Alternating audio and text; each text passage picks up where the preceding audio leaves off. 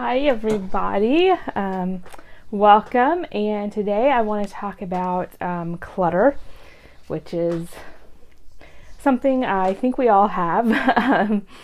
Give me some hearts if you feel like you have had or do have some clutter that you need to get rid of. I'm going to skip back a little bit because it's cutting off my head. So today I wanted to share what I think the most difficult type of clutter is to actually let go of. So there's lots of different reasons to hang on to things that maybe we don't need to. Oh, thanks. So there's broken clutter, things that we don't use anymore. I kind of think some of those things are easier to get rid of. Sentimental clutter, I think that gets a little bit harder because we're not really hanging on to it for practical reasons. It's more because it means something to us. And then the last type is what I actually think is the hardest. Some people think it's sentimental, but I actually think it's aspirational clutter. So this is things that you hope to do or to use one day. And I think that's some of the hardest to get rid of. So this is things like maybe scrapbooking supplies or project life type supplies you gathered and you thought, okay, one day I'm going to be a scrapbooker, I'm going to do this, and then it doesn't happen. Or life changes, or exercise equipment is another common one, that we all have good intentions of exercising more, and maybe we don't end up using those things. Just things that you hope to do or learn. Those are all types of clutter that's difficult to get rid of. Part of this is because when you get rid of, say you bought supplies to start decorating cakes. You thought you wanted to be a great cake decorator and make all your kids' birthday cakes. And maybe you bought the supplies, maybe you tried it once and realized maybe that's not for you.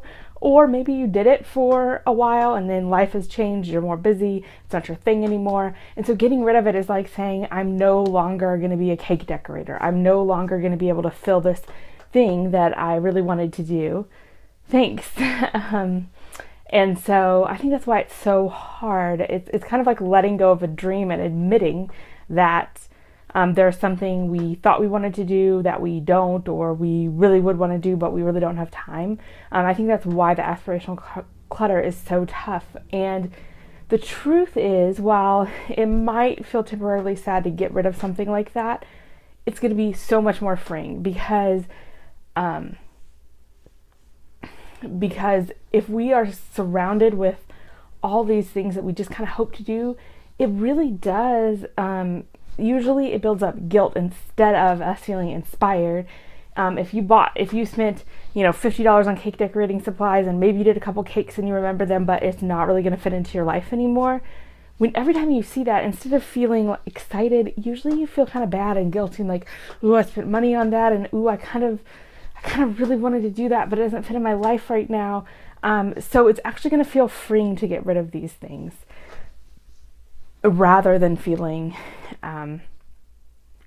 sad, usually once you do get rid of them. And you just want room in your life for the things that you actually do want to do and have time to do, and not just the things that you kind of hope to do.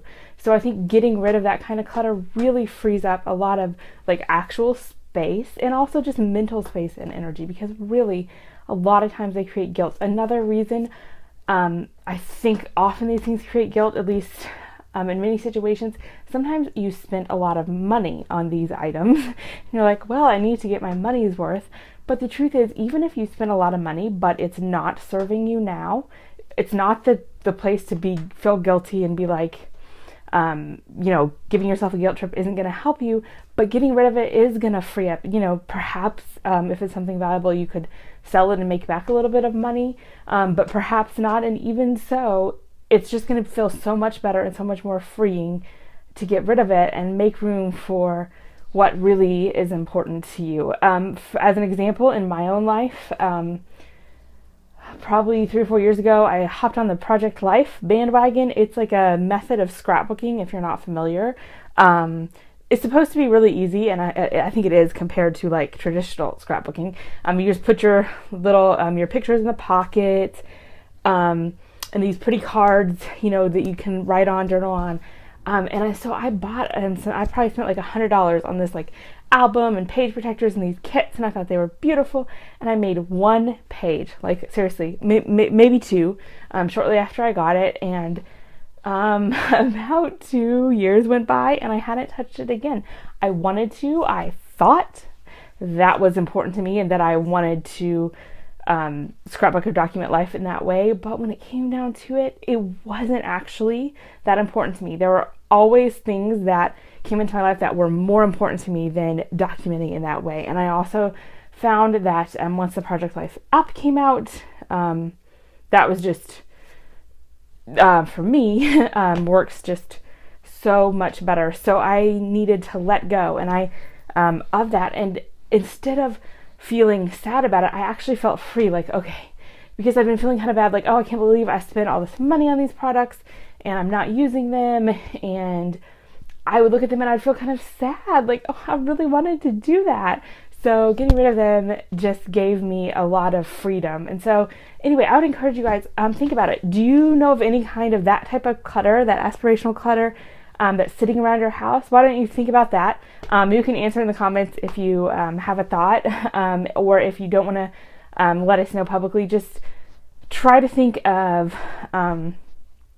if there's any type of that clutter in your home that you need to get rid of, or if you are decluttering and you find it, if you find yourself kind of feeling like you maybe should get rid of something but you're having a hard time, ask yourself, why? Is it that type of clutter that it was something I hoped to get to? One other thing that helps to get rid of it is, if you really do need that, and again in the future, for most things, you could get it again.